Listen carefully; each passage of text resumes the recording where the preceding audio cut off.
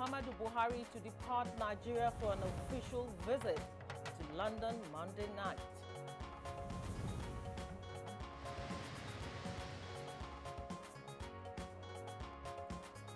APC non-national working committee members threw its weight behind President Buhari's position on tenure elongation. Nigerian Navy arrests suspected oil bunkers, hands them over to EFCC.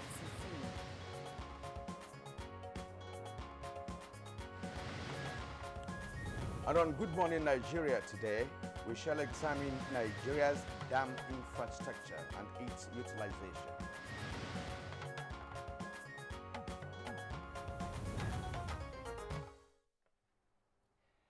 Nigeria is said to have about 264 dams with a combined storage capacity of 33 billion cubic meters of water for multi-purpose use.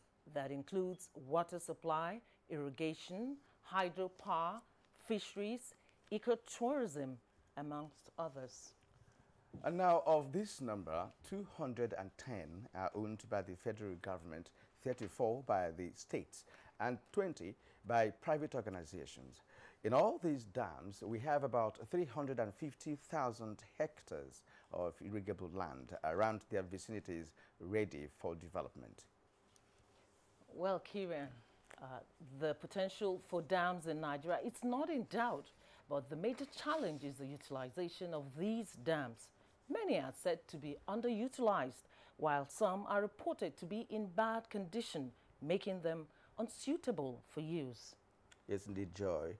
Considering the huge resources sank into the construction of these dams, running into billions of dollars, spanning from the colonial times till date, the state of dams in Nigeria continues to generate concerns among Nigerians. Of course, these concerns are justifiable, especially given the fact that apart from the monies sunk into building and running these dams, Nigeria still struggles with problems of irrigation, power generation and supply, irrigation and water supply for consumption. And additionally, the effects of climate change that have seen many dams and reservoirs shrinking due to drought has raised further concerns. Just recently, the Minister of Water Resources visited the Goronyo Dam in Kebbi State, where he lamented the low level of water in the dam. That's right, Kieran. For other dams, the challenge is with decaying infrastructure and underutilization and abandonment. But why is Nigeria unable to harness its dam potentials and meet its water energy needs? Do the policies for the sector need retooling? What can the public and private sector do to turn around the nation's dam infrastructure? Now, very important questions, Joy, and indeed we have a number of guests to provide answers on Good Morning Nigeria today, and we are reaching you live from the network service of the Nigerian Television Authority, the NTA. I want to thank you for joining us. My name is Kirian Umayo. And I am Joy Usiago. Thank you for joining us. As usual, we shall present our companion segments, which include newspaper review, business, sports, foreign and entertainment news. For now, let's take the news highlights with Anne Jibono. Good morning, Anne. Yeah, good morning, Joy and Kieran. Good morning. Here's the day's news. President Muhammadu Buhari will leave Abuja later today for an official visit to Britain. While there, the president will hold discussions with the Prime Minister, Mrs. Theresa May, prior to the Commonwealth Heads of Government meetings coming up on the 20th of April. The president will also meet the Chief Executive Officer of the Royal Dutch PLC, Mr. Ben van Beurden, in connection with the Shell and other partners to invest $15 billion in Nigeria's oil industry. This investment venture is expected to lay the foundation for the 20 years production and domestic gas supply.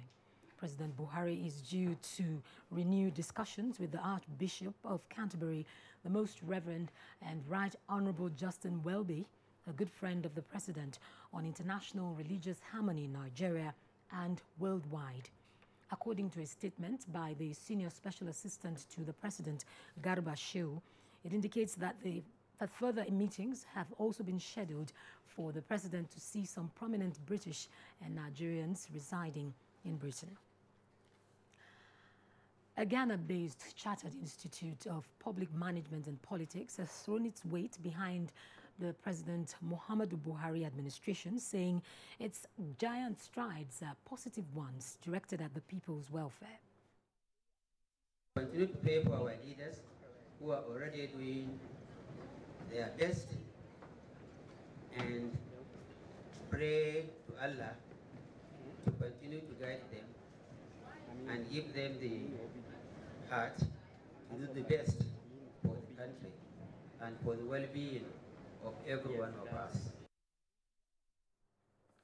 Well, ahead of today's APC National Executive Council meeting, the Forum of the All Progressives Congress Non-National Working Committee lent its support to the position of President Muhammadu Buhari that elections to the party's offices at all levels be conducted as at and when due. Addressing the media at the end of a closed-door meeting, spokesperson of the forum, Jock Alamba, says the decision is to strengthen forces that are committed to the rule of law. Our position is reaffirmed after a careful survey which shows that 99% of the entire membership and governors of our great party are in support of Mr. President's second term bid. In its sustained efforts towards protecting and securing the maritime domain and curbing oil theft, illegal bunkering, as well as pipeline vandalism, the Nigerian Navy ship Delta has arrested 2 vessels, MV Seal Aisha and MV Seal Hawa, carrying illegal refined products of 110 and 118 metric tons, respectively. The Nigerian Navy, while handing over the vessels to the Economic and Financial Crimes Commission, says the arrest made on the 18th of February 2018 is as a result of the Navy's redoubled efforts towards combating maritime crime. We're going to investigate the badges and the contents and look at the extent of involvement and whatever they are carrying, and we'll definitely prosecute those found wanting. In the meantime, the Inspector General of Police, Ibrahim Idris, has deployed additional police mobile force units, high-powered police investigation team, and armored personnel carriers to Kwara and Taraba states to beef up security. Force Public Relations Officer, Assistant Commissioner of Police, Jimo Moshood, says this is with a view to preventing further attacks and arrest perpetrators. We made additional arrests of additional 1 suspect, now making total of 8 suspects after the deployment of the team. That, like I told you, 3 mobile police force units, which included an armored personnel carrier with 10 crew members, and high-powered investigation team, which also include the intelligence response team and the special tactical squad of the force. So they are working with the personnel of the state investigation and intelligence department to ensure that everybody, all suspects involved in this incident, are apprehended and brought to book. Meanwhile, troops of Operation Lafia Dole have neutralized suspected Boko Haram terrorists in Barking Dutse area of Adamawa State, following a distress call from hunters. A statement by the Director, Army Public Relations, Brigadier General Texas Chukwu, says the terrorists, on sighting the troops, opened fire, which resulted in exchange of fire. 5 Boko Haram terrorists were neutralized, while some escaped into nearby caves during the encounter. The statement adds that 5 AK-47 rifles and 5 magazines loaded with 22 rounds of 7.62 mm special ammunition were recovered from the terrorists. The statement urged the public to report suspicious movement to the security agencies. Well, that's the news for now. Good Morning Nigeria continues with Kirian and Joy after this break. Unemployment, notably youth unemployment, features strongly in our party's manifesto. We intend to attack the problem frontally through revival of agriculture,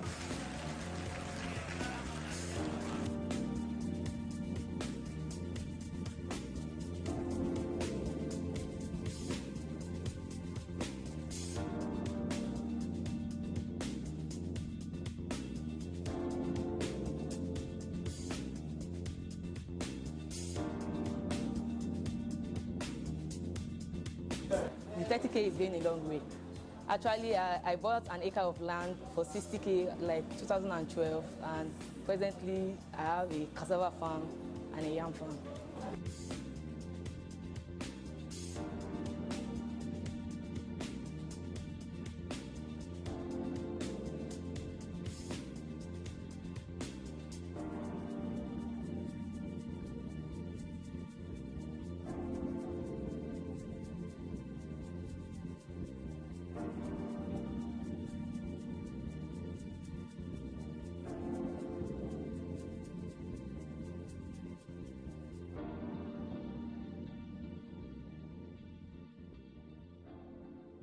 Reorganized, trained, and fully equipped, we are the new improved Nigeria Police Force. We fight crime, we bust syndicates. Whatever the crime, wherever the hideout, the Nigeria Police Force will get you busted. Stop kidnapping, armed robbery, murder, pipeline vandalism, and other criminal activities. Be productive. Be security conscious. Join the police force to secure your life and property. This message is from the Nigeria Police Force Public Relations Department. All right, people, all together now. Raise up and down. Up and down. Left, right. Left and right. Finally, we flex back and forth. Back and forth. Back, forth. Back and forth. Sign up now for the 30 Days Fitness Challenge. NTA Television College, an affiliate of Ahmadu Bello University Zaria, has over the years maintained her reputation of putting together courses that are highly relevant to manpower needs of the broadcast industry. The college is again organizing a 4-week course on computer graphics and animation to train new entrants and retrain existing media operatives in these critical areas of broadcast media. The course is designed for non-linear editors, animators, producers of puppets and graphics. Date 16th April to 11th May 2018. The college also has another 4-week course on English grammar and pronunciation for broadcasters slated for 21st May to 15th June 2018. Come and take advantage of our top-notch and intensive course designed to grow the skills of television presenters, script writers, news editors, journalists, hosts of live events in just 4 weeks. Venue for both courses will be at the multipurpose complex, NTA Television College, Rayfield, Jos. Fee is 100,000 naira per participant for both courses, accommodation inclusive. Be there. NTA Television College, Jos, training you to be the best you can be. We thank you for staying with us. It's Good Morning Nigeria this Monday morning. Our newspaper review is next.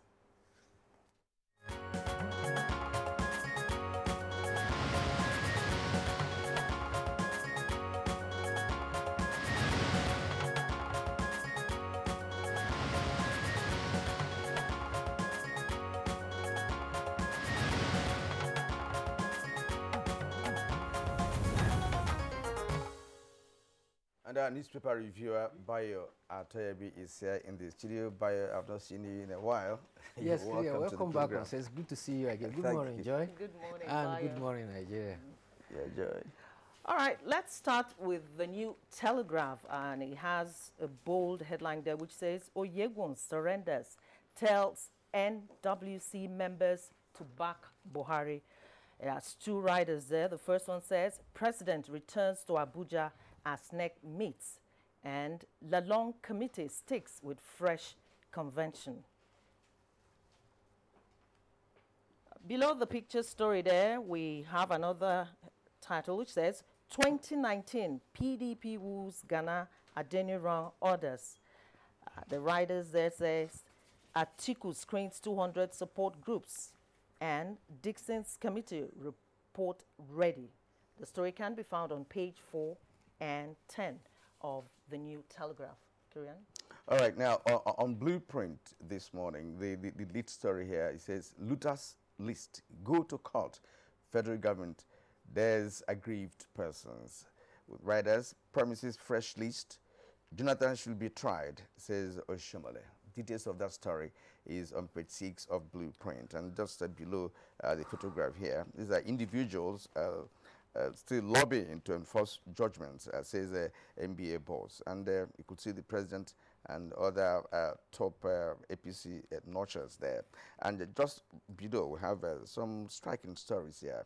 Yobe records 13 cholera deaths, 171 cases already recorded. That's on page 16. 2 killed in Plateau mining collapse is on page 6. That's Blueprint. Then OBJ, Nigeria's most corrupt president, says Kalu.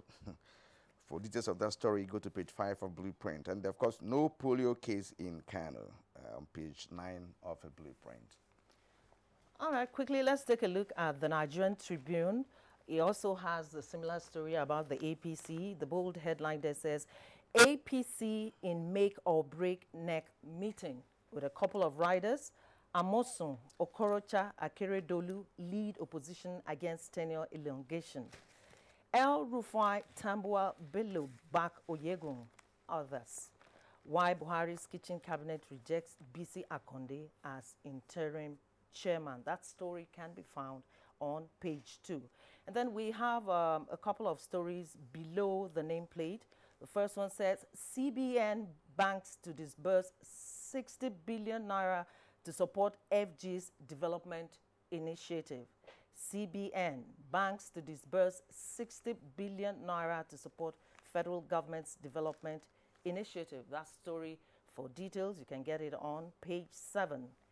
And then below the picture story, there are a couple of stories there. Troops rescue 59 women, 95 children, hostages, kill 5 insurgents. Details on page 36. And beside it, there's a story that says, Buhari leaves for UK today. Will meet Theresa May, Archbishop of Canterbury, and others. Right. Bayo should come in yes, here. The president is expected to leave for London today. He's paying a visit, which includes meeting with the Prime Minister of Great Britain, Theresa May, for discussion between Nigeria and Britain relations.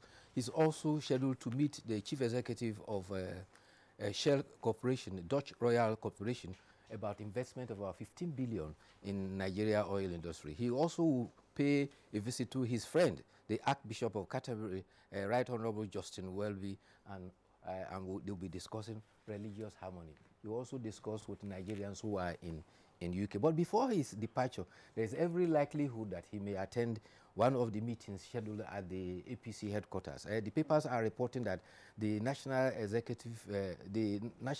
Working Committee of the party has been summoned to meet this morning at 8 o'clock, after which at 11 o'clock, the National Executive Committee will also meet. They are to consider, among other things, the issues about pending extension of tenure or its conflict with the 1999 Constitution as well as the party constitution, the report of the committee that was set up by the National Working Committee. But there are indications that compromises have been reached, and therefore, when they meet, they are only to look at a proposal for a convention and the committee that will host the convention. The president is expected maybe to attend that meeting before he departs for London. All right, Nigerian pilot here. The bold headline here is offer robbery. That's one of the gruesome robberies ever recorded, in recent times. Yes. And I think that forms our editorial. Bayo is actually going to do justice, well, the offer robbery, that is the 4th in 10 years. And on the average, the last one was in 2013. And it's so gruesome this last time that it was not just bank robbery, because the hoodlums did not go straight to the bank. They first went to the police station and shot everybody aside. And while they were heading towards the banks, they shot anybody they could see in the head. Because that is why we had the chances. Yes, that made the chances of survival very, very minimal. The good news, however, is that the police say about 8 of them have been arrested. The latest report is saying 12 suspects have so far been arrested. That is in another incident in Doga, in Taraba State. But 8 of them have been arrested. But the concern there is that these bank robberies has been on within the circle between Omuara, Oro, and Ofa.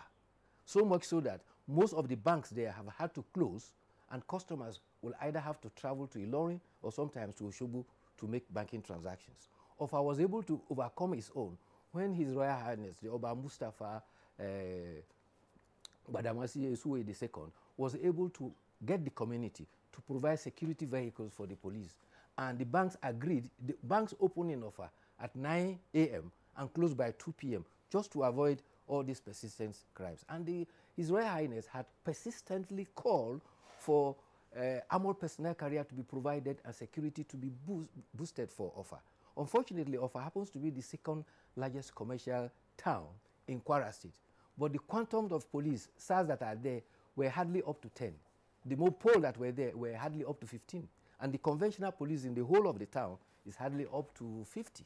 So, in other words, there's need for more security. Yes, and so the Senate President did visit, and when he condoled the Inspector General of Police, he appealed for the APC, and gladly the Inspector General of Police has approved APC and a crew of 10 to be sent down. So initiatives are there to beef up the security. Bayo, what is most striking about the attack is the fact that they use sophisticated weapons, because from some of the reports that were read on national dailies immediately after that incident indicated that they used sophisticated weapons, yes, and the police could not match what they had. First, they went to the police station where they knew resistance would come from and neutralized everybody there. They also carted away a few rifles that were there. And while they were going to the banks, they used dynamite to blow down the gates. And customers who were in the bank were not spared. Sadly, there was even a pregnant woman with her son that were in the bank for some transactions. They were eliminated. So many of them. But the good thing is that everybody has rallied around. The Minister of Information was there yesterday. The governor has placed a bounty of 5 million for any information that will help lead to the arrest of the person. So all hands are on deck to ensure that at least the culprits are all apprehended. The IG has sent a special investigating team to Ofa, and they are combing every crooks and nicks and crony. And in fact, while they were escaping, they also killed 2 policemen at Okuku, which is a neighboring town in Osho State. I was just going to say that stresses the importance of intelligence gathering and getting people in the community to be a part of those who are watchdogs, not just leaving everything in the hands of the police. Yes. Well, I will still have more newspapers here. Pilot newspaper, for instance, the major headline is IGP deploys 3 more units to Kwara, as we have, of course, indicated. And then Punch newspaper, above the nameplate, how to use, well, that's that's for commercial service now. Now, President Buhari leaves for UK today, a week before Commonwealth meeting. That's on page 13. And the federal government says, offer robbery shocking. IG deploys mobile policemen. Buhari should be ruthless with looters, says Oshemele. That's on page 18. And coming right down below the name tag, Oyegu, APC, NEC set for stormy meeting today. Time, the story is on page 7. And that's as opposition groups fine-tune strategies. Now, below the photograph here, these are the 54 women and 95 kids rescued by the army. That's the photograph there. And then below that, we have thugs attack Tambuwal's critic at government event, page 26. Injuries found on woman, daughter killed by Danish spouse. Says the police. That's on page 5 of the Punch newspaper. Joy. Just a few stories in the New Telegraph above the nameplate. It says FG dumps finance model for $6.5 billion oil projects and adopts contractor financing template. There's also a little title there below it which says CBN banks to discuss 60 billion naira business development fund. That story can be found on page 33. Well, the central bank is making a lot of initiative. They are trying to do a mop-up to ensure that the naira gets stabilized. And with the new deputy governors that had assumed office, they have already been assigned portfolios. So the central bank is now prong to tackle the issue of managing the economy. Meanwhile, the story that Kirian read earlier on, the Minister of Information says there is all indication that a third list of alleged looters could be released anytime soon. He was speaking at Ilorin and he said no amount of intimidation from any quarters will debar the federal government from releasing the third list. The first list, you recall, had 5 persons on it. The second had 23, and already a party chairman has already sued for defamation in court. Meanwhile, a media businessman and a former governor have also given ultimatum for an apology. Otherwise, they are demanding compensation for failure, or else they will sue for defamation. And the minister stressed categorically, we are not going to ask anybody not to go to court, but they should be re-examining themselves, because when government came out with its list, it was confident of the evidence it had. Calls are for the accused and the accuser, for the rich and the poor, for government and the governed. Going to court should not frighten anybody. All right, Bayo, APC next set for stormy meeting today. What do you make of that?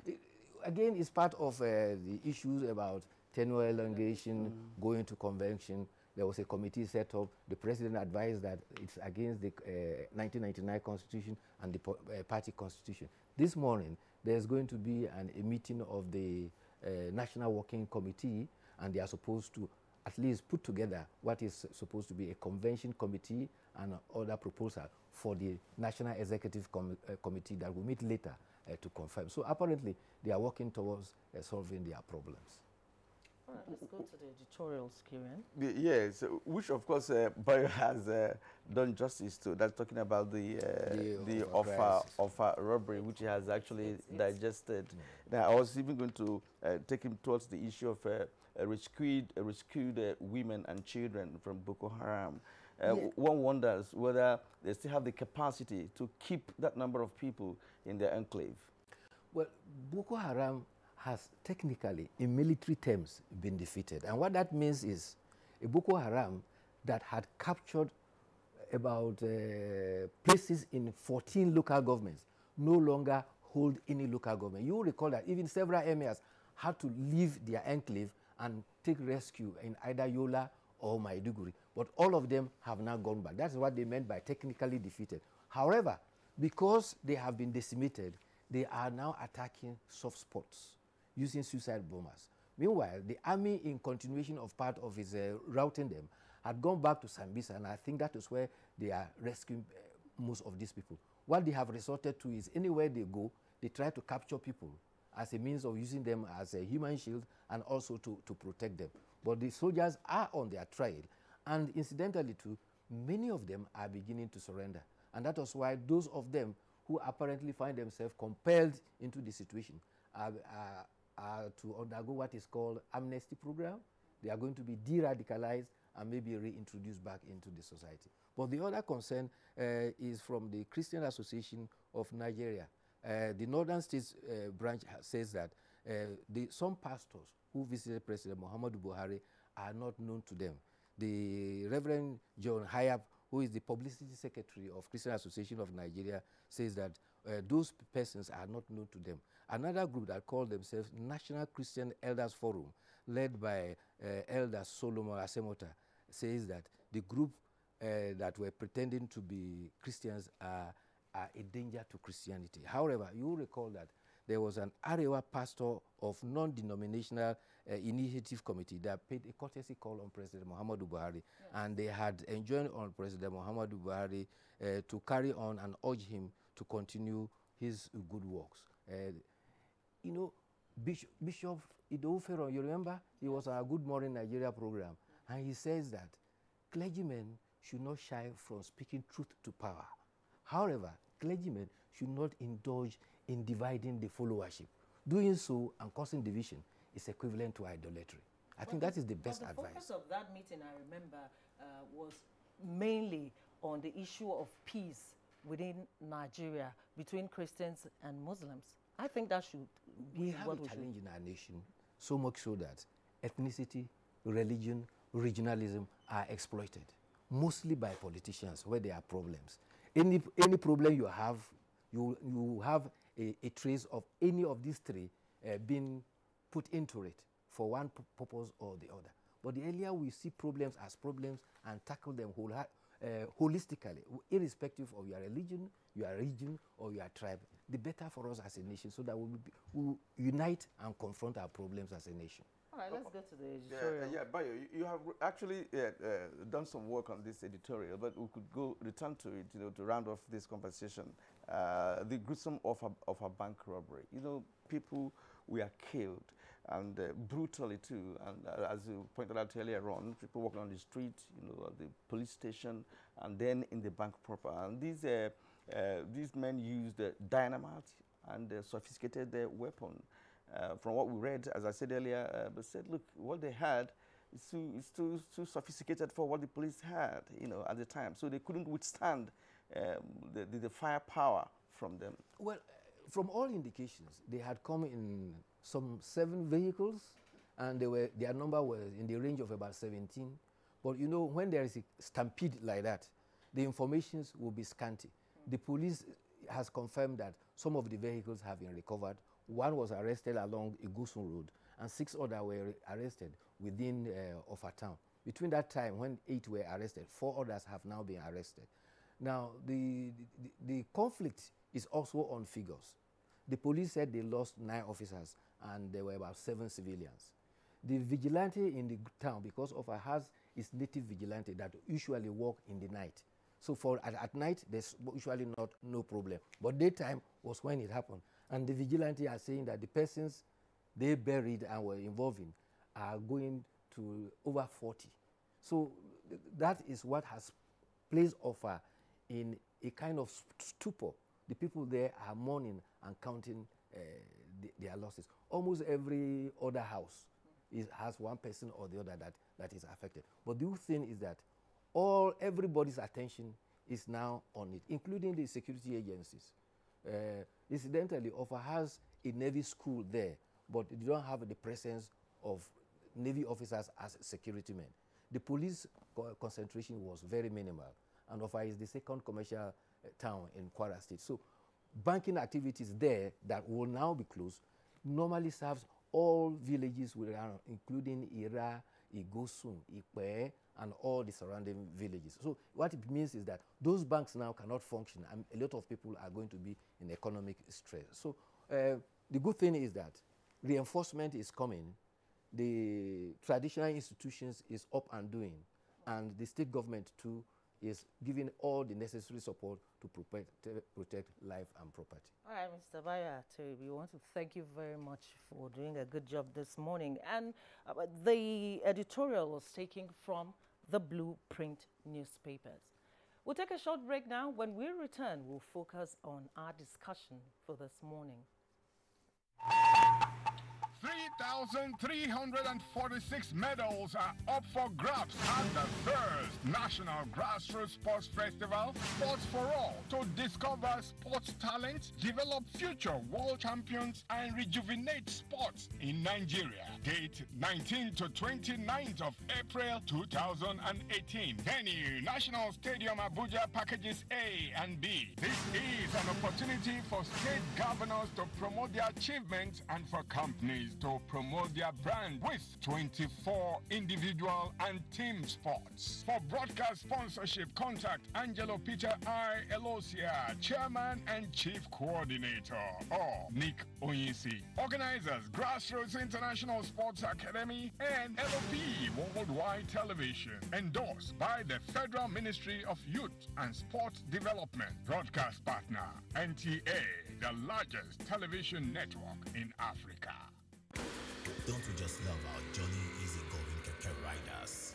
But alas, many of them are also worse than born in the throat. I go beat you, give you a gogoro drink. Troublesome and completely disobedient of traffic laws and other road My users. God! Which keke person dey obey traffic lights for this town? What is responsible for this? Did you drink this morning before coming out? 6 small shots. The rib-cracking comedy takes a look at a day in a typical keke rider's life. In this episode, titled Anthony Keke. Keke riders For crying out loud, always check yourself before you wreck yourself. Keep a date with us as this episode premieres season 6 and laugh like never before. Hey, dear, you want fight for woman? Woman will not even like you. It remains I wish I give her 500 naira now. The woman will just agree me. Over and out. Brought to you by Glow. The largest data network. Glow Unlimited.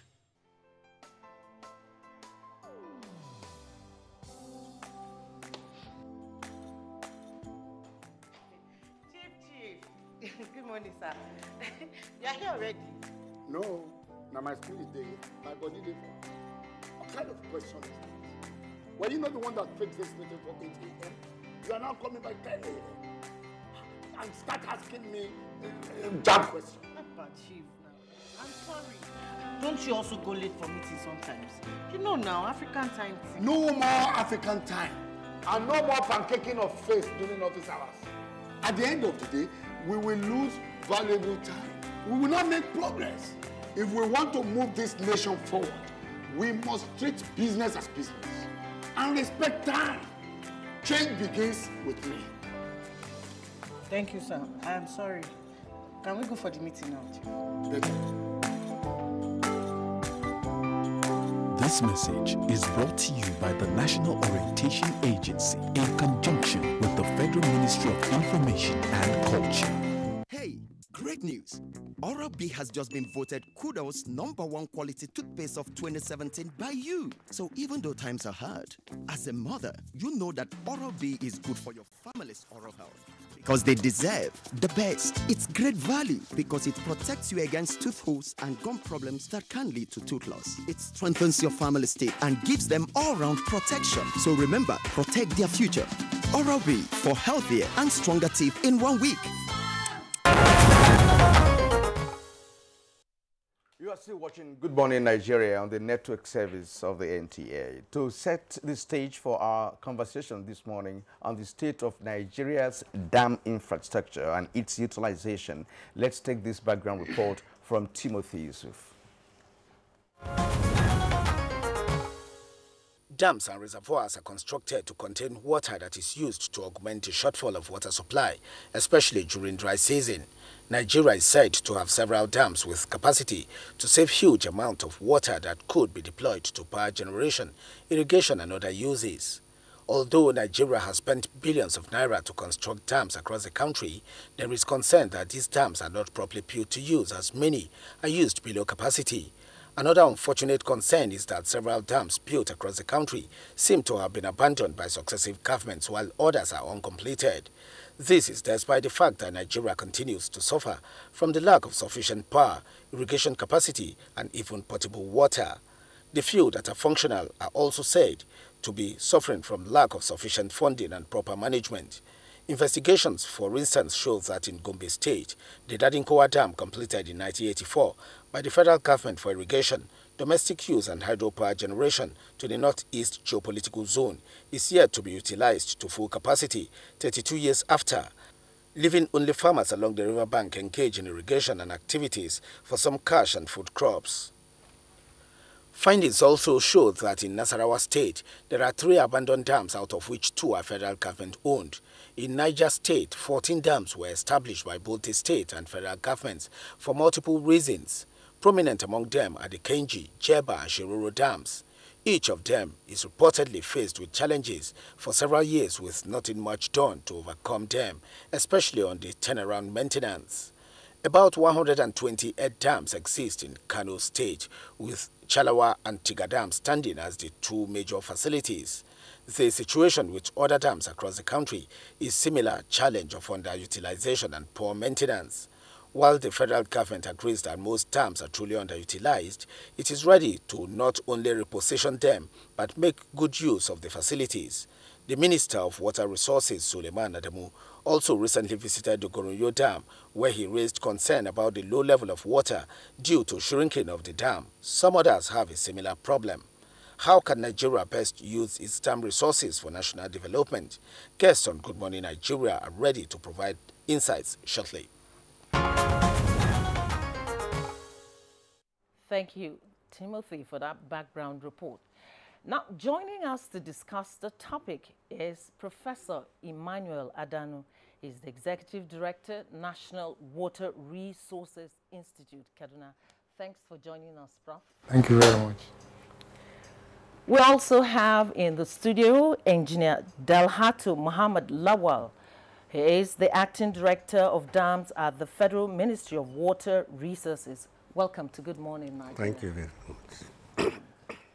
And from Benin, we have Salihu Osifueme Ahmed, Managing Director, Benin Owena River Basin Development Authority. Thank you for joining us from Benin Network Center. Thank you very much. It's my pleasure. Good morning. Professor Adanu, let's start by assessing Nigeria's dam infrastructure. What is it like in terms of number and capacity? Well, for the past few years, we've been quoting 200 and something, but the recent dam inventory we're taking, last week, I tried to find out how many of them they've taken inventory on. I think they have about 400 right now. There were some that were constructed without reference to the Federal Ministry of Water Resources. Some were state-owned, privately owned. So we're trying to assess all of them to know how many dams we have and then quantify the volume of water we have been able to impound and control, and then know how we distribute them for multi-purpose uses. But the ages of the dam, as well as its status, the competence, the strength, and everything, we have not assessed them all. But we know the ones that are ailing. A few of them that are ailing, we are very much aware of them. Professor, then you were the director of dam at the Federal Ministry of Water Resources for quite a long time. So I believe you are familiar with the majority of these dams, especially the ones that are functional, right? So the Joyce question actually wanted to know the capacity of the functional dams that we have at the moment. And of course, the number at the last count, where we had a show on it, it was about 264 functional dams. Now, so would you say that the functional ones at the moment have a good capacity? Let's talk on, let's be specific. We have Gorino Dam, we have Kainji, we have our others. Could you just enlighten Nigerians on the capacity of these dams? Well, I don't know what you mean by capacity, whether it is serving the purpose for which they are constructed. Is that what you mean? Exactly. Okay.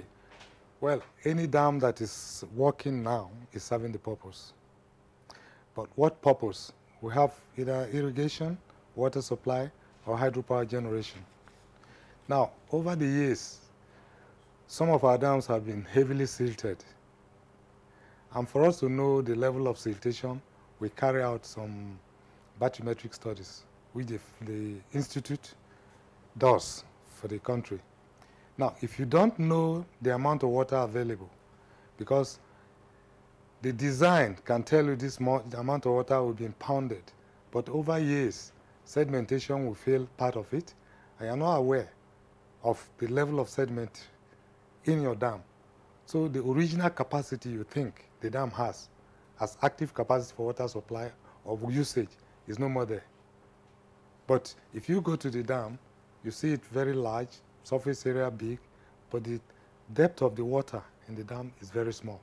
So the original capacity for which the dam was designed has been reduced. Now, if you start operating such dam, irrespective of the volume, knowing the volume, and they have shared it for irrigation, water supply, and hydropower, the original is based on the original active capacity design, but now it's no more the same. So if you continue operating that dam with the original concept in your mind, you will dewater it. So some of these activities will have to be stepped down. Engineer Lawal, let's go to you now. Given this number of dams across the country, and also considering the fact that our population is growing, what happened? Why didn't we prepare for this large number of people in Nigeria? I mean, in terms of maintenance, what happened? Actually, it's not that we're not doing anything. Actually, we are considering about the population growth. So We are putting strategies of how to operate and maintain our dams effectively. And we are constructing also new ones, smaller ones, which will serve local villages in the remote areas, so that to augment the larger ones. And then even the larger ones, in anticipation of this sedimentation and reduced volume, we involve the concept of interbasin transfer. I will give an example for FCT. For example, initially FCT is being served only by Lower Usuma Dam. So, but as the population of the FCT is growing, we anticipate that in the year 2020, the population will reach about 5 million. But suddenly, the federal government moved its seat from Lagos to Abuja, and the population increased tremendously. So that's why the concept of the Gurara multipurpose dam came in, whereby we transfer raw water from Gurara Dam via 75-kilometer pipeline to augment water in the Lower Usuma Dam. And then the FCT administration also is building another treatment plan to serve the population growth. So we are looking into all these concepts so that to be able to serve the people.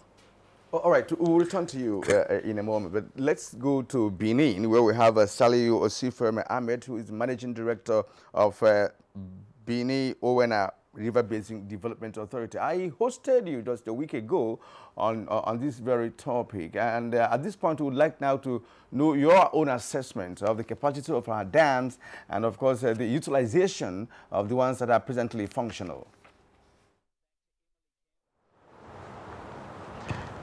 Yes, as has been rightly said by the other guests in the studio, the design capacity of a dam is one thing, the operational capacity is another.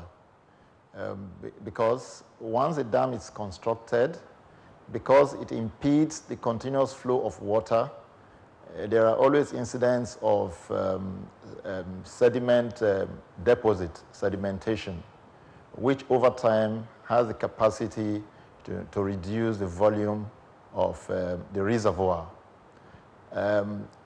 While we have a good number of dams across the country, the utilization of the dams has also not been commensurate to the investment so far. But this is an ongoing, this work in progress, and I think there is effort to continue to find improved ways of putting the water, to use once impounded. All right, thank you. We'll get back to you, but I'd like to go to Engineer Dalhat Mohammed. You are currently the Assistant Director of Dams in Nigeria, and we are still talking about the capacity of the dams in case of any eventuality. Are you telling us that the dams that are functional at the moment have the capacity to withstand or sustain any kind of pressure or much better irrigation program? Well, it depends on the size of the dam we have and the location and the purpose it is going to serve. Because if you are talking globally, nationwide, talking about the rainfall with all the river system we have in the country, if you are asking that the functional dams, are they ready to take care of all this anticipated heavy rainfall and flooding? I will tell you no. Because some of the rivers are not feeding into the dams. They are flowing naturally on their own. They have not been dammed. But those rivers that have dams on them, we are having dams regulatory procedures. We have streamlined our river basins. We sensitize the state governments and the operators of all these dams so that they should be releasing water from these dams regularly, so that you have a gentle flow across those rivers so as to evacuate part of the reservoir so that in anticipation, if these floods come, these dams can be able to curtail them. But for those rivers that have no dams there, that have not been directly feeding the dams, that one, I cannot say that any dam will now curtail them because they are on their natural course and they can cause flooding across. So the only thing we do is to sensitize the people to avoid those areas, flash flood areas, avoid building on the river banks, avoid blocking of the river system with refuse and other garbage. So these are the things we're doing now. Thank you, Engineer Law. Let's go to Professor Adan. Let's even look at the master plan. Do we have a master plan for the development of Nigeria's dam? And if we do, what are the contents? Well, we have a master plan. The master plan of 1995, if I remember, it had 286 dam sites. And this is spread all over the country. And the dams are for multi-purpose uses, some for irrigation, some for hydropower, some for water supply. We have them. In the course of our implementation of this, we tried as much as possible to follow the master plan. But you know, sometimes we have misdirected pressure, political, bureaucratic pressure. And as engineers, we are supposed to at least resist that, but you can't. So some of them were not followed. But that is not a reason for anything. We don't have sufficient dam to contain our water in Nigeria. We don't have. We need to build more dams. Now, the revised master plan also has this. So what we need to do now is step by step, and according to probably foreseeable disasters, we choose the dams, and also in terms of economy, the dams that will just give us the, what do I say, the gains almost immediately as we grow in terms of population and every other demand that is required of economy. So we are going to choose the dam we're going to construct based on that. Disasters, economic growth, and all that. We cannot do all of them at the same time. A dam is very, very expensive. And the government has to know that dam construction is an expensive venture. Very. But we have to do it because we need the water. But from a professional perspective, should we be constructing more dams or working on the ones we have? No. We can construct more dams. Even if we work on the ones we have, the amount of water stored in them is not enough for the growing population. And directly, go ahead. Yeah. For the growing population, we still have to. There are so many dams that are strategically, proposed dams that are strategically located that this country has to construct, whether now or later. We still have to construct them because our economy may depend largely on these dams. So we still have to do those dams. But in the time being, if the existing dams, the ailing ones, can be properly maintained to make sure that it can produce more of the benefits than it's doing now, we just have to do that very quickly. Now, staying with you, because I know you have a vast experience on issues of dam. You said that some of the master plans perhaps were not followed because of maybe policy inconsistency or what have you. And this has culminated into underutilization of the available dams. Now, when we talk about irrigation, we discover that it's only about 1 or 2 dams that are doing functionally now in the country of what's normally on the number of dams that we have. It's about 2 major ones now that are functional when it comes to irrigation. And irrigation is one of the major reasons for establishing dams. Well, I'm sure there are more than 2. But in any case, I think our dams are not, as you mentioned, are not rightly, servicing irrigation projects. And it's because such irrigation projects have not been attached to the dams. They have not constructed them. But one thing is clear. If the federal government has constructed a dam, it doesn't prevent any state from taking advantage of that. But if you want the federal government to do everything for everybody at all parts of the country, it is almost impossible. We don't prevent anybody from having an irrigation attached to a federal government dam. All you need to do is take permission. We look at it, and the federal government will allow you to do it. Because the dams are supposed to service the states, everybody. All right, let's go to our Benin Network Center to hear the perspective of Salihu Usifweme Ahmed. We're talking about the issue of dams and underutilization. What is responsible for this? Well, I think the level of investment in the utilization of impounded water has been a bit low. Whereas we have a lot of arable land that could benefit from the water impounded in these reservoirs through irrigation, the level of irrigation infrastructure has not been able to fully optimize these potentials. And if we can invest a little more to develop irrigation canals so that we can put this impounded water to use, then our country will be better for it. Especially now that the current administration is emphasizing agriculture as a major economic earner, and the need for us to improve our national food security.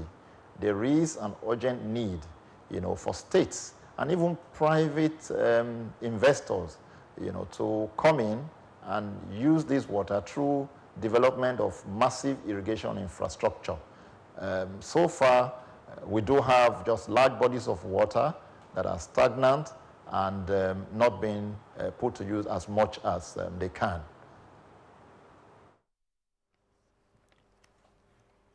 Okay, thank you very much indeed. And now we return to our Abuja studio.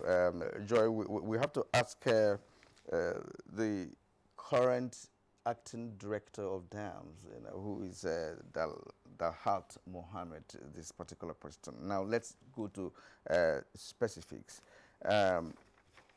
We have Gurunyu Dam, Kashimbila Dam. These dams are supposed to be functional by now. We'd like you to let us know the state of affairs of those dams. Thank you very much for this question. I will start with the Gurunyu Dam. The Gurunyu Dam, an unexpected incident happened to Gurunyu Dam. It has been functional for the past 30 years. It has been serving the purpose, massive agriculture, and even the federal government awarded the construction contract for the expansion of the irrigation component there. So all of a sudden, the water is no longer there. Just barely 4 months after the rainy season. So what is the cause? So this is what the ministry is now working on, to find out the cause of the sudden dry off of this Gurunyu Dam reservoir. Several factors might be addicted to this unforeseen sudden event. One is the climate change, the effect of climate change. Maybe the catchment area has no longer enough rainfall. Maybe the dams across another countries at the catchment area of the river upstream might have been constructed, or the water has been obstructed. Another factor is that the nature of some of the rivers, as they are going, they are moving, they used to change their course. You see one river going in one direction this year, next year it is no longer in this direction and it is on another direction. So if your dam is getting water through this direction and suddenly this river feeding it changes to another direction, you will not have the river there. So, and another factor might be human activities.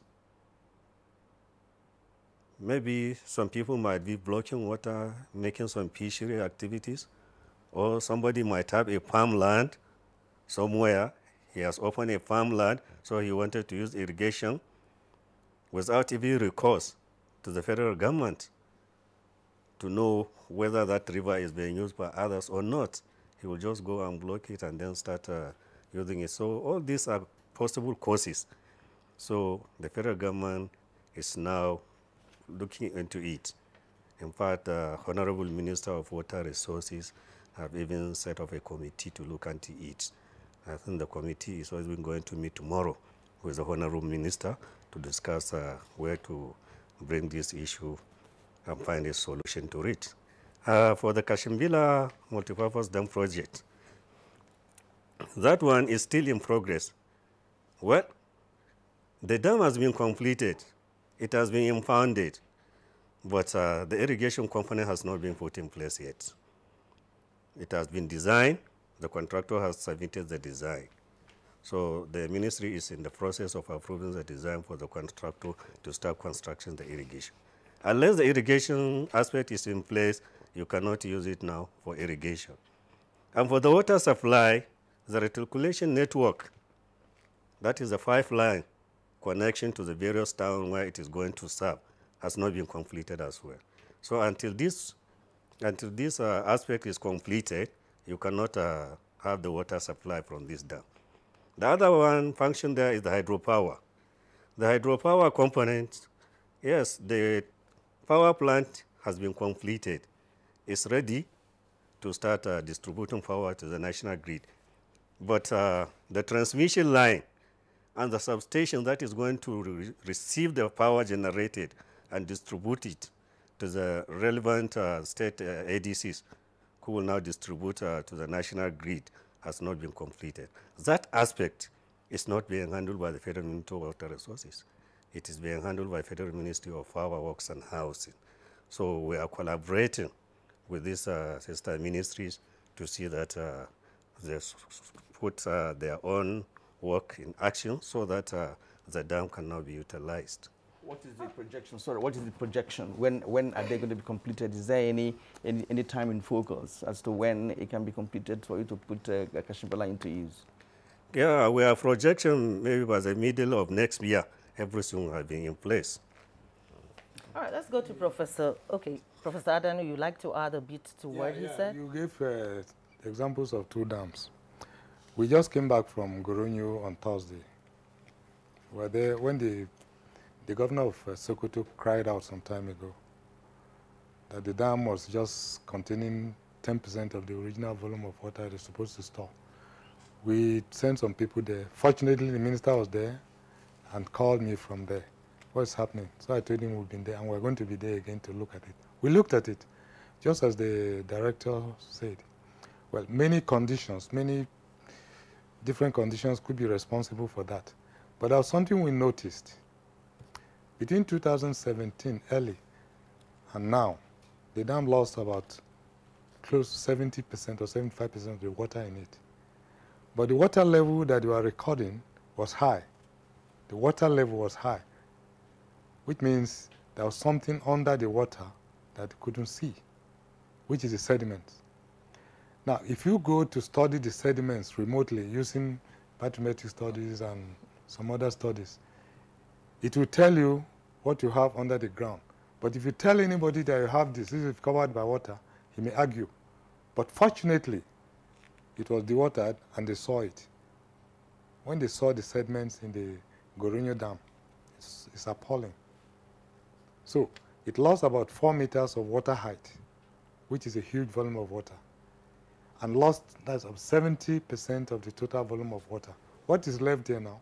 In 2017, end of the rain, we had about 670 million cubic meters of water. By the end of this year, well, now, it's about 70-something. Is there any kind of technology that could reverse the trend? Reversing the trend, we are trying to come out. He said, the director said there's a meeting tomorrow. I'm part of the meeting too. We looked at ways of correcting that. That dam has been a very sick dam, even from conception, construction, the materials and all this. So many things. They use different kinds of method to see how the dam would work out because it was necessary to have the dam at that time. But over the years, we're having failures and failures and failures. We have to relieve the dam sometime last year. I mean, the Federal Minister of Water Resources, through my institute, creating reliefs all over to make sure that the dam could breathe well. So, but now, I want to take a more proactive measure.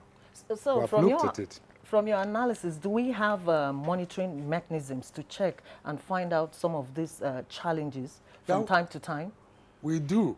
We try to do a bathymetric, that sedimentation study sometime, but because this particular dam is one of those the World Bank is going to work on, under the trimming We were told not to do it and leave it for that.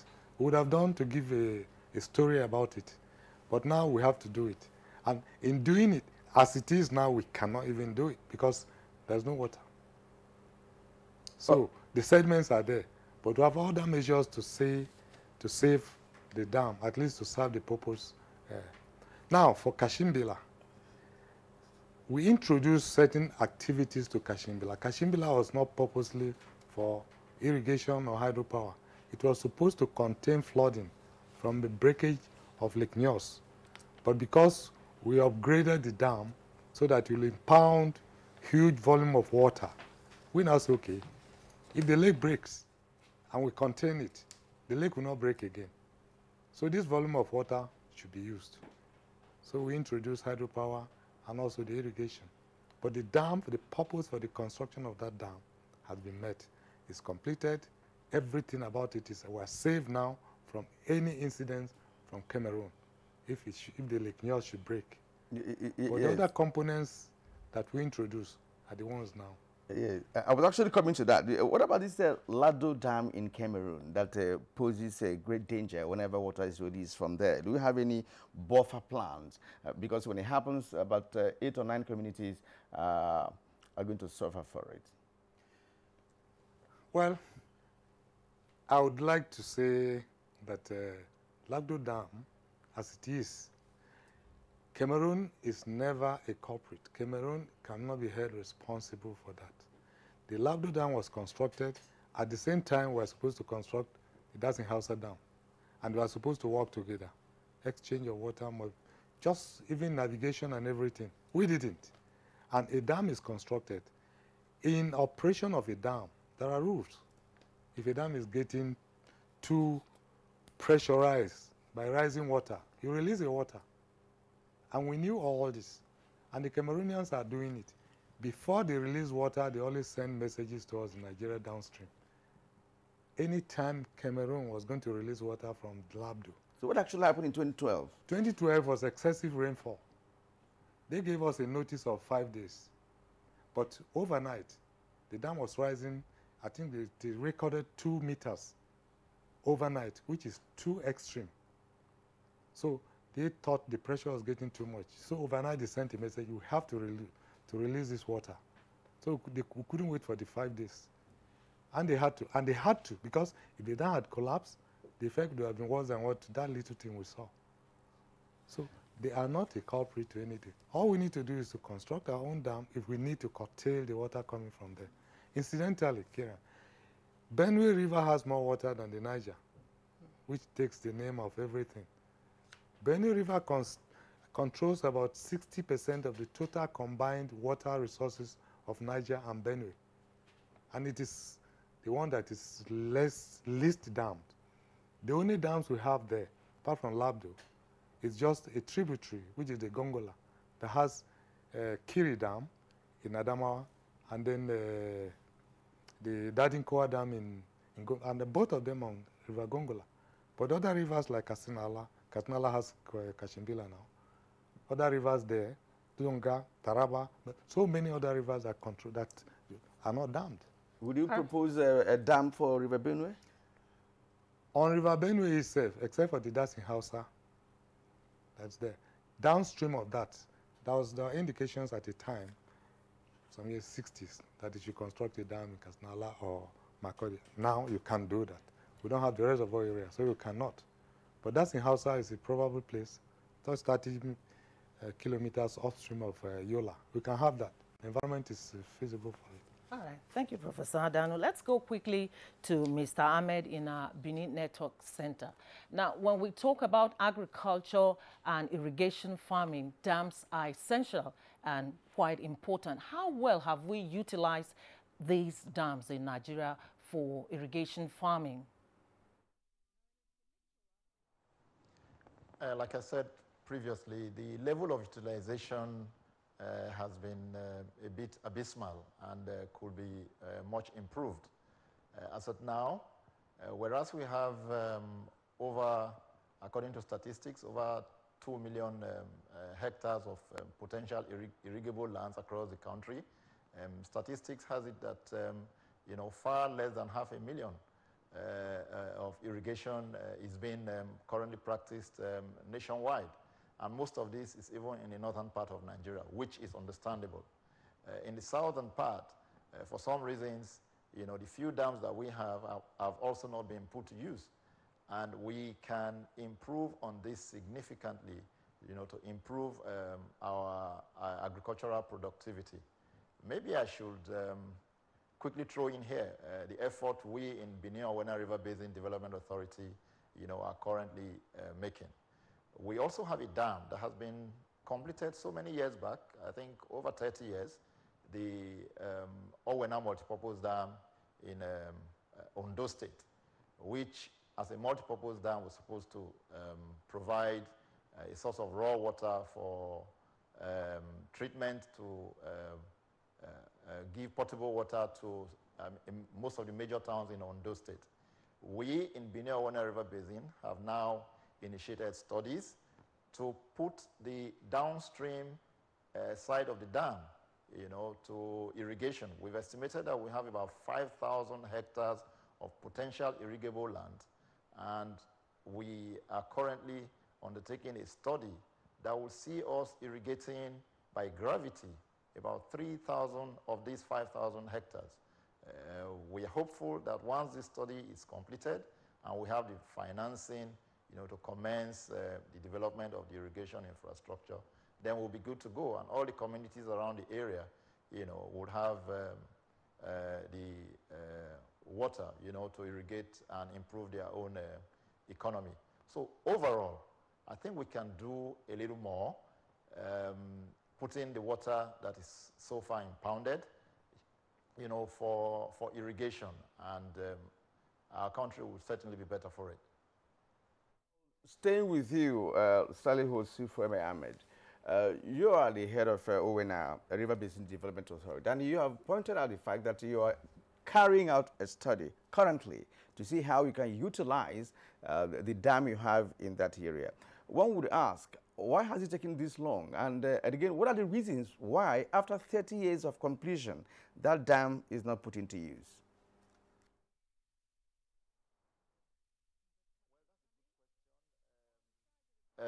The fact is that investment in dams sometimes can be phased because they are major investments. The construction of the dam is one thing, putting the impounded water to use is another. This particular dam that I just referred to, the Owena Multipurpose Dam, is the main purpose is to provide raw water, to be treated, and the treatment plant had been constructed also by the federal government, and it's up to the Ondo State government to take up the next responsibility of piping the treated water, to the major communities of, major cities of Ondo, Owo, Akure, and all the communities around the area. But like I said, that's one aspect. We also now identified that we have such vast land downstream, of the dam, and that's why the thought now of irrigating, using this water for irrigation, has also come up, and our studies are currently ongoing. We're hopeful that once completed, by next year, if we have the right funding, we're going to be in a position to begin to develop the irrigation infrastructure. I would say it's better late than never, and as soon as we can, it might take a while for us to complete the infrastructural development for the irrigation, but once it's completed, then you can rest assured that all the communities, around the area and thousands of kilometers, beyond the dam, will be able, to benefit from the impounded water. I want to thank you very much, Mr. Ahmed, in our Benin Network Center. It's still Good Morning, Nigeria. We'll take a short break now. When we return, we'll continue our discussion on Nigerian dams and its utilization. Stay with us. Hate speech is not a joke. It incites genocide and crimes against humanity. Most of Africa's civil wars are caused by hate speech from one tribe against another. We don't want it here. The Nigerian government stands firm against hate speech. Under no conditions whatsoever should we tolerate or excuse or justify hate speech or hateful conduct of any kind, especially where such is illegal. There's no doubt that the resurgent push for separatism, as well as the rising cases of ethnic and religious disharmony, are all traceable to the growing phenomenon of hate speech. One nation bound in freedom, peace and unity. Nigeria, one nation, one people. This is a public service announcement brought to you by NTA. Nigerians. Suicide bombers are not spirits. They are not ghosts. They are human beings like you and me. They live amongst us. They are your neighbors. They are your friends today, but terrorists tomorrow. So you must know your neighbor now. Security begins with you and me. Know your neighbor. Be vigilant. Be security conscious. Report suspicious persons, objects, and movements to the police and other security agencies. The security of our nation is a duty for you and me. If you see something, say something. Nigeria, unite against terrorism. This message is brought to you by the Federal Ministry of Information and Culture.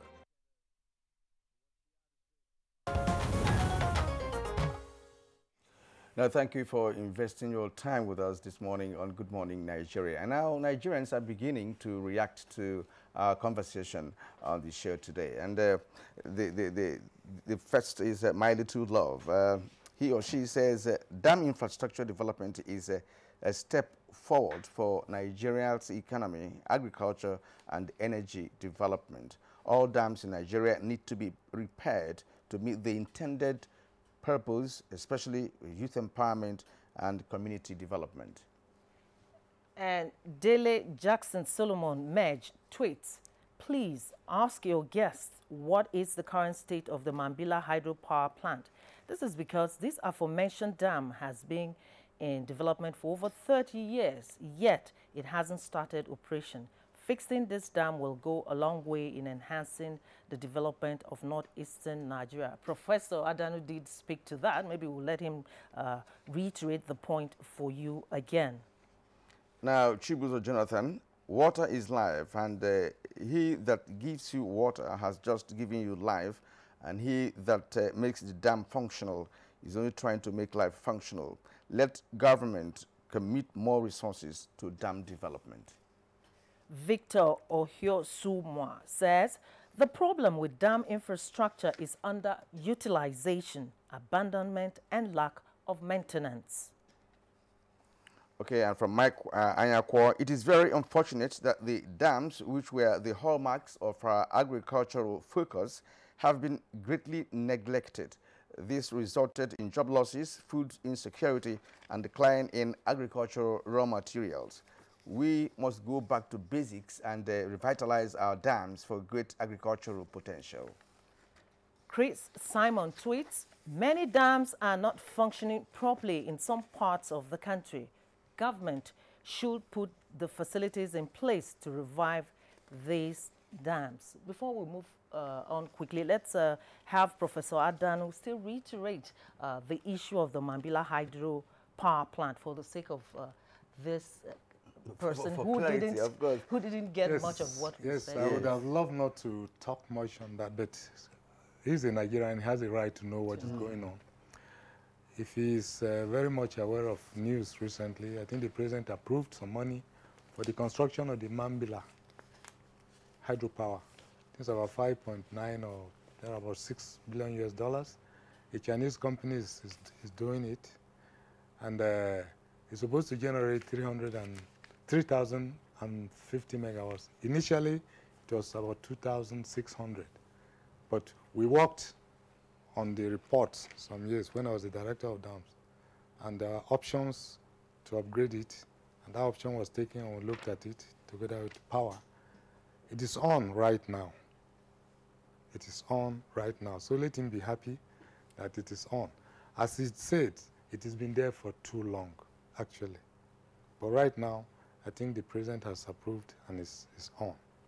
All right, Engineer Lawal, you heard the comments of Nigerians. It is obvious that they are aware of some of these challenges because you can see that they mentioned some of the issues we've been talking about.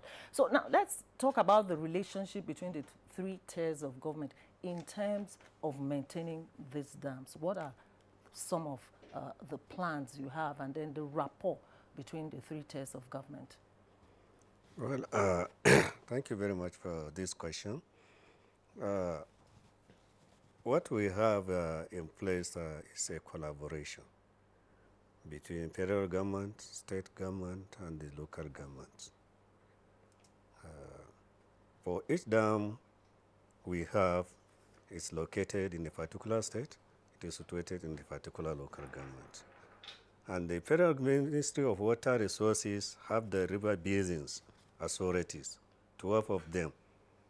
And all the states of Nigeria, each state is under one of these river basins. So these river basin authorities are the executing arms of the federal government on this. So they will now collaborate with the relevant state water boards, state ministries of water resources, and the local governments to see how best to utilize these dam resources. Because what we are focusing now, we are not putting much more emphasis on new dams yet. We are focusing on these neglected dams, unutilized ones, so that the uncompleted ones as well, so that the uncompleted ones, we can complete them and put them to use.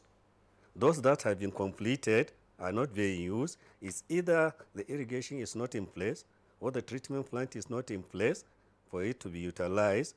Then we collaborate to see how the state government can put this infrastructure in place, or the river basins authorities can put the irrigation system in place so that these unutilized dams can now be utilized for the benefit of Nigerians. So, do you have like a monitoring body to ensure that people comply and ensure that things are done properly? yes, we have a centralized monitoring and evaluation unit in the ministry under the Department of Learning, Research and Statistics. They are coordinating the activities of monitoring activities in collaboration with other technical departments. They go on annual basis, but now instead of going once, they are going to be not only once in the system, maybe quarterly monitoring to ensure that these things are being put in place properly. And also in our National Water Resources Council, which is an annual event, all the state relevant stakeholders from the state and the local government, they come in one place. Then we collaborate, we dialogue, and we decide there, and then we take a decision, and then a final way forward is being sourced out. Engineer Lawal, to what extent has this collaboration changed the course of history of dam infrastructure in Nigeria? Has there been any result from this collaboration? No, this collaboration, we have just we have started it, so it's too early now to say. So it has not been there all this while? No, most of the time it has been neglected. You know, so, but with the coming of this new administration, so all these strategies are being put in place. All right, let's go quickly to Professor Adandu. Let's look at the private sector right now, because this is all about everyone coming on board and collaborating for the good of the country. How is the private sector involved in development and management of dams in Nigeria? Let me tell you one thing. No private sector will come to develop a dam for you. I'll tell you why. When we finish Gurara 2 is the next one. We try to see whether we can work with private sectors.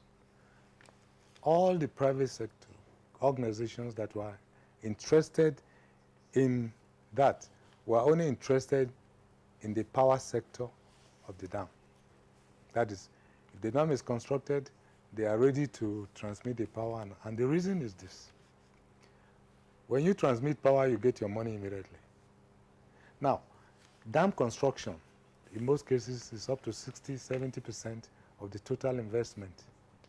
And it's just to store the water, which is the energy required for power generation. No private sector would like to just construct that part of it because they cannot get money from the water, the tariffs on water. So most private sectors are not interested in the construction of the dam. Rather, they want to take the power aspect or even irrigation aspect of it, where they can put the activities and collect their money almost instantly. So, but if we have to talk to private sectors to do, then they must try to see that whatever they are going to invest in is going to have a proper return. And the gestation period is long. Whether they are willing to wait that long is something they'll have to discuss with them. But let me tell you, most private sectors are not interested in impounding water for use. The tariff for water is so low that they cannot break even with, because it's going to take about 60–65% of the investment.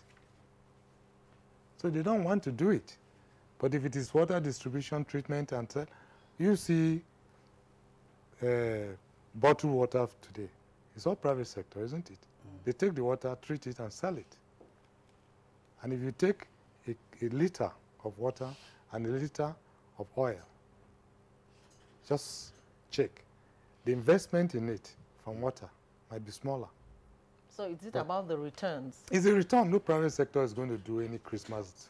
None. It's a return on investment and they cannot wait that long because they don't believe we have a tariff that is going to be favorable to them. No human being, whether here or US or any developed nation, is ready to pay for water until you prevent him from having access to it. Then he knows the value. Because it comes every year, everyone believes water is there from God. But if he doesn't have access to it, he knows the importance. Then he starts paying for it. All right, gentlemen, thank you so far for your contributions on this particular edition of Good Morning Nigeria. Let's return to Benin. NIMET, that's a Nigerian meteorological agency, has predicted heavy rainfall this year. So it is being expected that flooding will, of course, hit different communities, especially those who live along the river banks. And we know that in your area, we have such communities. First of all, do we have the dams that have the capacity to mitigate this flooding when it comes? That's number one. Number two, now that we are expecting flooding, what are you telling, or what will be telling communities living along the riverbanks in your area? Well, thank you. One of the purposes of building dams, apart from hydropower and irrigation, which we have tended to emphasize more, is also for flood control. Yes, dams serve the purpose of regulating the flow of water, and for human use. And usually for every dam, there is a reservoir area, a catchment area that will be flooded once it is constructed. And communities that live around these areas are often sensitized at certain parts of the year when they must relocate. Either if they have put up any structure, they must move out, or if they have any economic activity, they are also sensitized on when they should harvest from such farms because of the potentials of flooding. And that is what I think, Nigerian Hydrological Agency is doing by sensitizing, which is part of their mandate. What we do in the river basins is to sensitize the communities that live around these areas to know that at certain points in time, for instance, some communities in Delta State, which falls within my river basin, have been sensitized by that between September and October, they are likely, to be flooding, and therefore they should harvest, the crops from their farms so that they do not lose their investments. This we do from time to time as as a form of responsibility, to these communities. Professor Denu, our dams, when we talk about capacity, it connotes a great deal of things. And first of all, the mitigation of flooding. How can our dams cope when this comes? Well, NIMET, incidentally, when Goronyo, that is in question now, one of the reasons why they released water was that NIMET predicted there was going to be flooding. So sometimes in the management of your dam, the operation of the dam, you try in the dry season to reduce the water in the dam so that in the rainy season there will be enough space left for it to take in some of the inflowing water. They did that, but it was wrongly done. Now, just as the MD just mentioned, now before you construct a dam, you do a feasibility studies. You know a reservoir area, and then when you impound where the water is going to occupy, you know it. So you sensitize people, allow them to move away from there, pay compensations, they go. Then, in the course of the construction, you can also say, okay, this dam is already constructed, let's break it and see. In terms of studies, experiments, we have it in the lab, you just impound the water and break it, because nature can happen and the dam will break. So a dam break analysis, where the water will go if the dam should break under an emergency or something happens, where do you think the water will go? We can also map it out and make sure people don't stay there. But let me tell you, most of our dams, after paying compensation and relocating people, they get back. We've been working on that. But that aside, if NIMET has predicted high rainfall this year, they haven't told us the locations quite well. When it falls on the ground, where and how much, and the altitude, we don't know. The Nigerian Hydrological Service Agency is supposed to provide that, the flood outlook, where, what will happen, how much of water will be there, and how it's going to flow. We have a drainage system, which we know very well in Nigeria, that when it rains heavily, the water movement is, we know where it's going. But because of our practices, Engineer Lawa just mentioned that rivers can change courses. In a low-lying flat environment, where the river valleys are not well defined, sedimentation will add more sediments into the river valley. So when water comes, the valley has no capacity to take this water anymore. So it tries to meander, especially where there is a meander. It comes to the elbow of the meander, and then it may break it and change its direction. So in the northern parts of the country, especially the Great Plains of Hausaland that we call, such activities are there. Denudation, soil movement, and all this have really constricted the valleys. So most of the rivers there don't have, valley capacity to convey the water. If rainfall in these environments are so high, we're going to expect flood and unusual areas in the north. But the other areas that are always high in rainfall, well, if you don't have dams and the rivers are there, for sure, we should expect flooding. If you go to Jos Plateau, for instance, where you have among the highest rainfall in the north, you don't normally have flood because it's high. The water will just drain down, and that's all. It comes to other areas that are a bit low-lying, and then flooding. But if there is a problem, same 2012 rainfall comes, we're going to expect the same thing. All right, Engineer Lawal, if climate change is seen as one of the major challenges that we have that is responsible for some of the problems we've experienced with some of our major dams, what are some of the proactive measures you're taking to ensure that these does not affect a few other dams and those that you're constructing? Well, climate change is a natural phenomenon. It's beyond human control.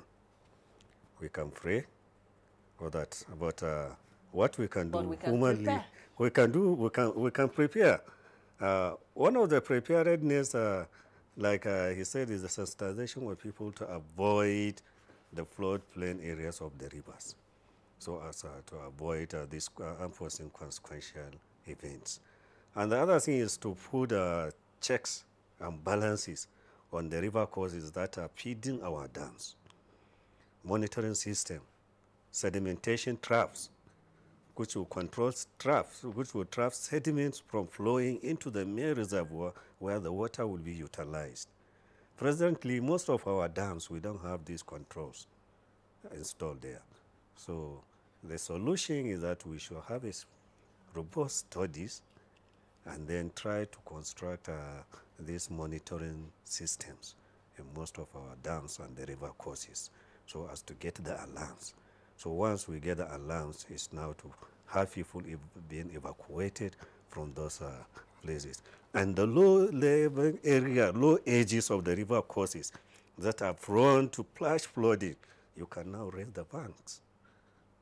So by raising the banks, you are now creating more space for the water to be flowing in a particular direction. Professor Dan, I would like to hear your take on this particular issue. I mean, what are some of the proactive measures that we can put in place? I know that this climate change has to do with natural disaster, but we must prepare for it. Developed economies prepare for it. Well, if you talk of developed economy, before I answer your question, America went through flooding recently, don't know what to do. Most of those natural events are beyond our control.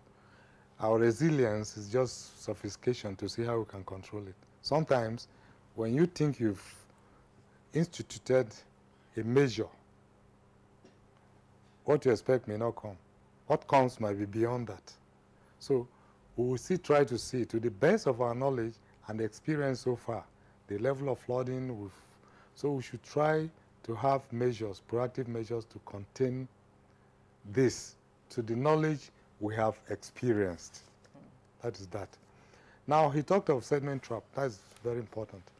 Sediment trap is that when the river is coming, bringing sediments and depositing your dam, you check it so that it deposits elsewhere before it comes to the dam.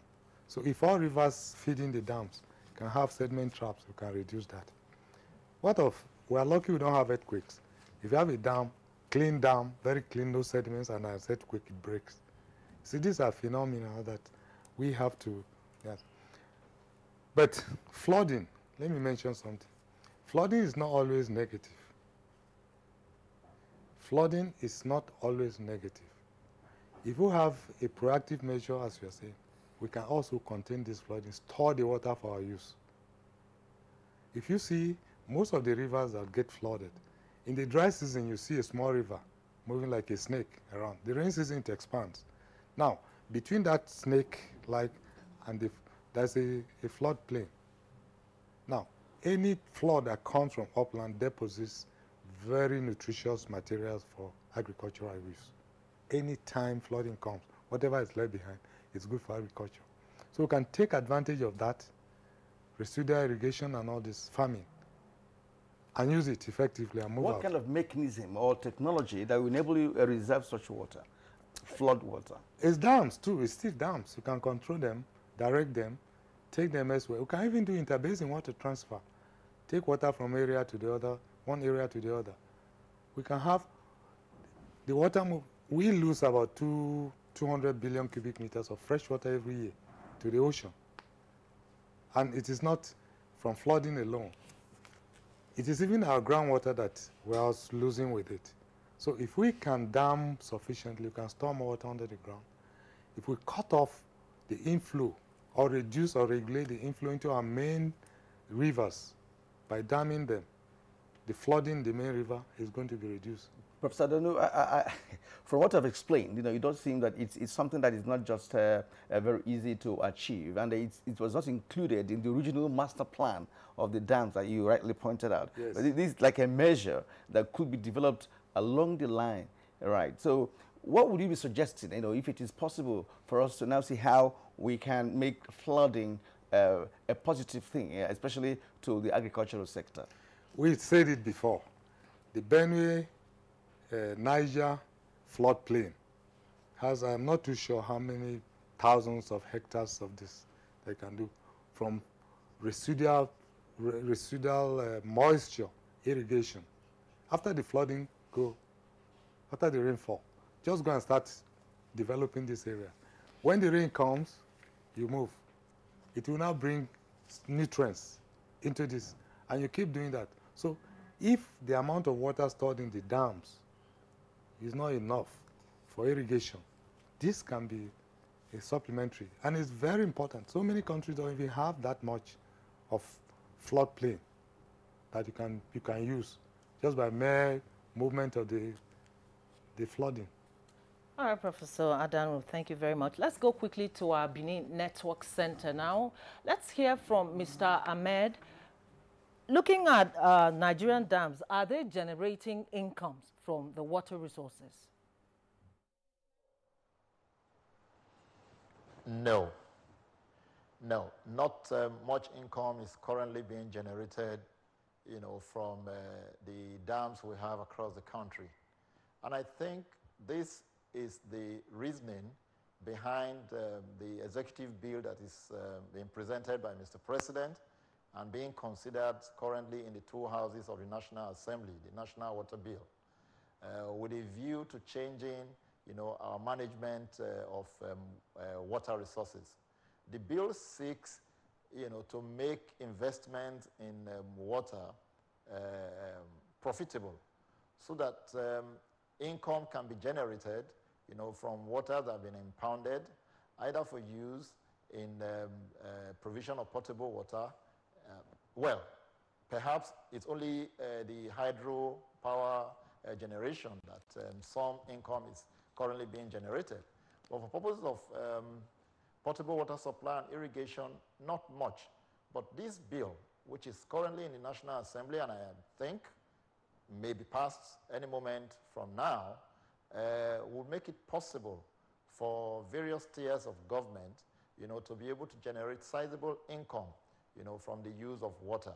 Either the federal government that has built the dams will be charging the states that will be putting the water to use to supply water, potable water to their communities, or also water charges will be introduced, for those who are using the water for irrigation.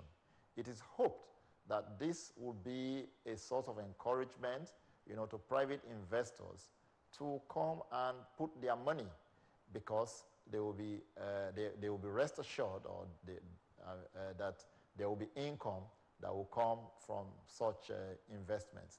This is the way to go. Water is not cheap. As it's often said, water is life, and life is water. So, just imagine, a temporary inaccess to water and what life could be like.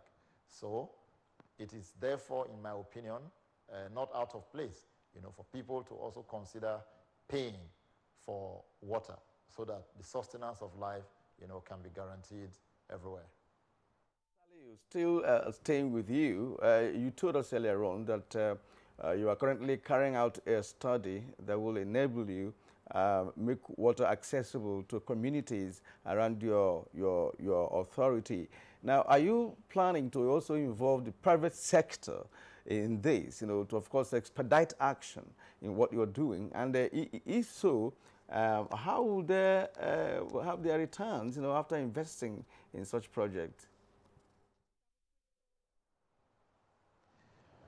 Well, yes, we are hopeful that once the National Water Bill is passed, it will give us the armor that we need to be able to encourage the private sector to come partner with us. And that is why we're taking the first step of identifying the potentials for irrigation for the particular dam that I talked about. Once we've marked out this area, and we have also identified the irrigation infrastructure that we need to construct, then we will begin to engage with private sector, to either invest in the development of the infrastructure or sign on to be able to use the water once we develop the infrastructure and put the water to use. The synergy between water and land, of course, is what we need, if we're talking about food security for our country. And so I am hopeful that private investors, will key into this opportunity, especially now that we are emphasizing, feeding ourselves and also the potentials of even feeding, the sub-region, through our enhanced agricultural productivity. I see great potentials ahead of us, and I see the potential, a win-win, between us in our river basin and the private sector.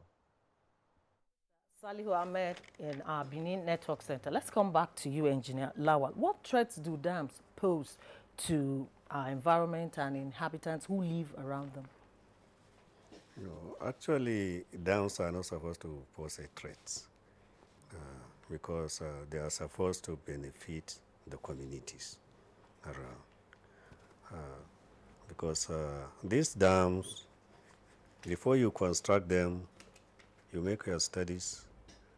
Areas that are liable to be affected by the dam in case of incidences, you move them away from there. But like the process, sometimes when you move people, after collect the money, after some times, this incident doesn't happen. So they will think that nothing will ever happen. So you will see gradually they will come back from farming. They will now start building one hut. They start now doing some fishing activities. And now you will see a small market being developed. Then from time to time, then you see a village grows. And then when this sudden event come now, natural phenomena, and then the whole thing now become a disaster. So, and the people will say, okay, it's a dam that is threatening us. So actually, dams doesn't pose threats to our habitat. They are supposed to benefit the people. Well, in other nations, we hear that some communities are protesting over the construction of dams near their area. Do we have such community in Nigeria where, people are resisting dam construction close to their community?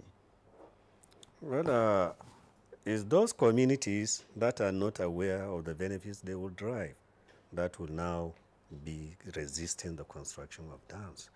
Because if they are not aware of the benefits of such structures being put in their place, which they will drive benefit, they are bound to be resisted. Because some of the communities will now be resistant to be moved from their natural place. They will tell you, I was born here, my father, my great-grandfather was born here, so why should I now move to a new place? So, but your standardization and education, they will now understand, and then they may not resist. But we do have here and there, but not always. And then there are other communities who are even ready to sacrifice their own land, come and build dams for us. We need the water. Because I can give you an example, like the people in Alkaleri. There is one village after Alkaleri. They call it Kupang Abarima, Kupang Abba. So villages like that, they don't have water. They don't have a source of water there. They even come to the ministry begging, please come and build a dam for us so that at least we can have a water. Because they will farm. They are greatly farmers. So they will farm during the rainy season. And then during the dry period, after harvesting, they will now carry the farm produce, take it inside the Alkaleri market, they will sell it and now buy water in jerry cans and charter a truck to bring water to be used for domestic use. So you see, there are two different communities. Some are resisting while some are even agitating to have. So, but with education and now proper planning, you can now serve the people. All right, Professor Adan, quickly to you. Is Nigeria involved in any form of contest in terms of dams with other countries, maybe take Cameroon and other neighboring countries? Well, those countries outside Nigeria constructing dams on the same river or trying to... Yes, yes. Well, we used to hear some rumors of members of NBA, Niger Basin Authority, trying to construct dams within their own environment, maybe on tributaries to the major river, which is the Niger Basin Authority. That is we hear that. Now, in most cases, we try to sensitize the authority to look at such, because it doesn't tell good of a member of an authority doing such. Now, what they do is, the main Niger is there. They make sure nothing happens in it. But the Niger gets its water from tributaries. So if you try damming tributaries, you are reducing the water that comes there or regulating it unnecessarily. So we try to solve it. Now recently, this is on a high diplomatic note. There is an intention by Cameroon to construct a dam on River Kasnala upstream of Kashimbila. And it's supposed to generate electricity, high dam, about 400 megawatts of electricity and high dam. So if they construct that dam, which is upstream of Kashimbila, which is Nigeria now, without proper reference to us and diplomatic work so that we know how to manage the system very well, to be detrimental to our dam. All right, Professor Emmanuel Adanu, the Executive Director, National Water Resources Institute, Kaduna. I want to thank you very much for joining us this morning, and we thank you for your constructive contributions. Pleasure.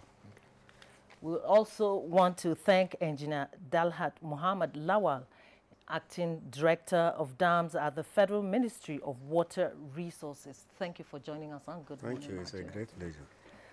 Also, in our Benin Network Center, we want to thank Saliu Osifweme Ahmed, the Managing Director, Benin Owena River Basin Development Authority. Thank you very much for your contributions. Thank you. It's been my pleasure.